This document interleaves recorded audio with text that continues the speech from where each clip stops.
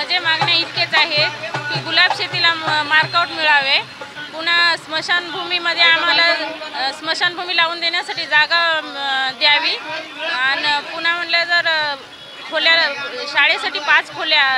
खोल्या उपलब्ध करून द्यावेत। आता 3च आहेत सध्याच्याला आणि अंगणवाडी पण नाही आहे, लेकरं रस्त्यावर बसून शाळा शिकत आहेत आणि शौचालयाला गेल्या 2 वर्षापासून आम्ही फायली दाखल केलेल्या आहेत। आणखीन सुधील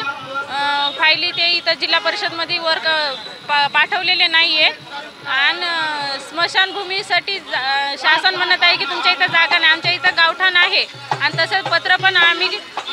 नांदेड तहसीलला दिलेलं आहोत आणि ते तहसीलदार 3 महिने झालं पत्र देऊन आणखीन सुधील काम करत नाही आहे आणि सगळ्या झोपलेल्या अधिकाऱ्यांना उठवण्यासाठी म्हणून मी आज इथं असं आमरण उपोषणासाठी